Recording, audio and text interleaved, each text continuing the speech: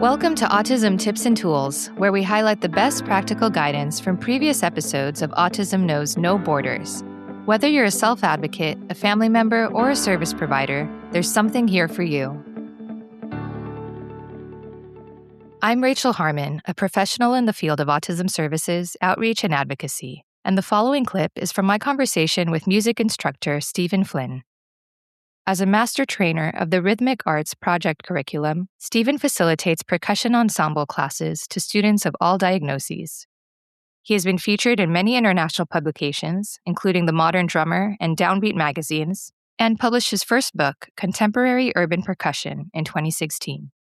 Stephen has also appeared on over 40 commercial releases of creative music and has toured extensively throughout Europe, Japan, and the United States. Here's Stephen talking about the ways in which autistic individuals can benefit from learning to play an instrument, such as boosting their focus, improving listening and communication skills, building confidence, managing stress, and strengthening motor and cognitive development. Music teaches discipline. It helps with focus, helps with listening. I have all of my piano students hum, even students that are not yet verbal, hum the notes. And when you hum the notes with a piano, for example, it's very good for stress. And I think that there's a lot of spillover into every area of a person's life as a result of playing a musical instrument. I teach piano using an alternative notation system where the notes are colored and we put colored bands on the fingers that correlate to the notes. And I find that to be very effective. And while it's still good for ocular motor strengthening, it's not as challenging as reading standard Western notation. A couple of the other things that I do is I teach West African rhythms to students. And I think I'm the only person in the country, in America, that specializes in teaching the drum set to autistic students online. That's, I figured out a method of doing that that involves phonics. That makes it much easier for the student to learn actually how to play the drum set, how to play rhythms, how to play a fill in the correct place, and how to play along to records.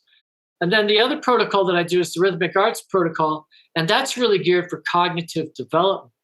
And while it's musical in nature, it's not like studying a musical instrument because our objectives are much different than a musical instrument. We're primarily working on cognitive development through a multisensory protocol. So, for example, we work with forced responses, prepositional concepts, lateral movements, spelling. But like here, I'm showing you on the screen here, an octagon. So I would show this to a student. I would say, what is the name of this shape? And I would have them play it on the drum. Octagon. Then I would have them count the sides as I point. And if appropriate, I would have them spell octagon. So they see the exercise, they hear it, and they feel it. So it's tactile, audio, visual, combined with speech.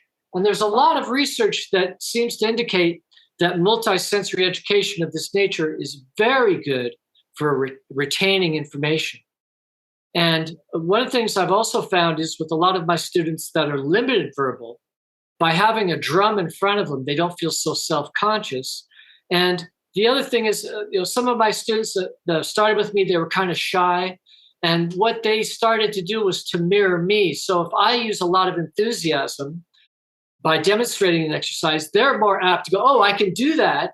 And they'll mirror that back to me. And that's very rewarding to see a student who's really working on their verbal skills kind of open up like that, Particularly a lot of the lads, because a lot of the gents that come to me, it seems that the majority of their service providers are women. So they kind of get in, we kind of get into this whole drumming thing that's a little bit different out of the norm. Right. And I'm sure it also builds some confidence, right? Great point. And one of the things I'm super big on is positive feedback. When students do something really good, I'm very quick to say, great, outstanding, way to go, because I believe that a teacher's primary job is to build confidence and motivate the student. If you're not motivating the student and you're not building confidence, you're not doing your job. And if you're doing those two things, they're going to be having fun.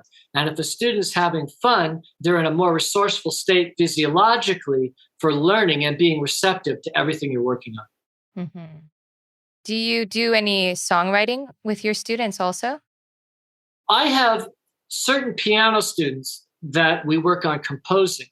Mm-hmm. I'll give them very, very simple parameters to work with over a period of time. And I'll challenge them, but not overwhelm them. For example, I have a student, Ben, he's in Alabama. I gave him some composition exercises and he was using a lot of notes.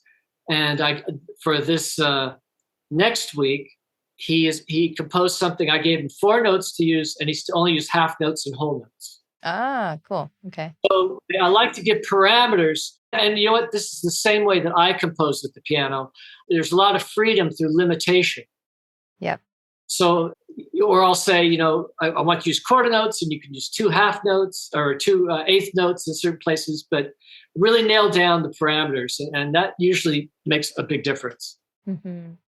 Yeah. And it's a form of self-expression too for them, right? So they're letting it out, whatever it is that they might be feeling, they're putting out there, whether it's through composition or letting it out on the drums or whatever other instrument they have in front of them.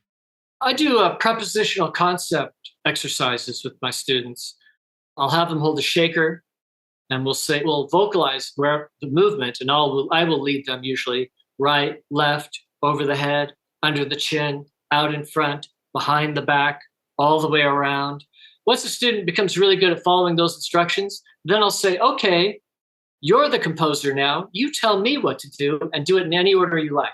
Mm-hmm. And I do that in group classes too. In my social skills group classes, I'll say, you're the composer and you're going to work with loud and soft. So they will move their hands up, how the ensemble to play loud and soft, or they'll move their hands fast for getting the group to play faster, or slower. They have to mirror the composer that way.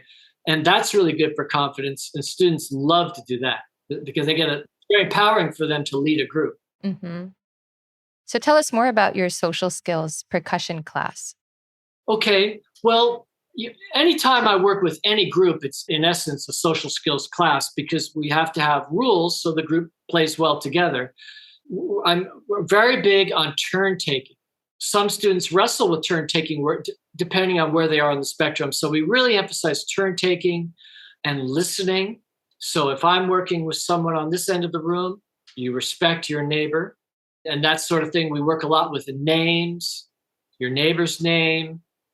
If a student is acting up, the first thing I'll tell them is, okay, you have a warning. If they act up again, I take the drum away. I'll say, now you sit, you listen, you behave, I'll bring the drum back.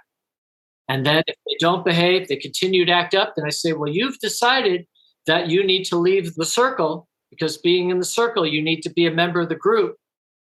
And then I'll have them sit outside the circle. And then after a while, I'll say, are you ready to be a part of the group and work with the group? And usually they are. And then I bring them back into the circle, things of that nature. It's all about working as a group. Mm-hmm. And it's the same for any high school band, really. Sports are a team effort, but largely there's a few stars on the team that are, the main instigators of the forward motion. And one of the things about music is that it's one of the few activities where everyone really needs to work together in order for it to be successful.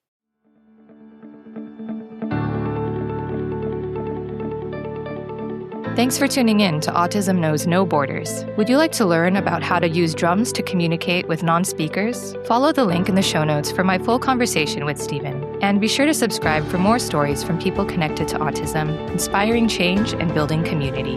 Let's work together to transform how the world relates to autism. Thanks for listening. Take care.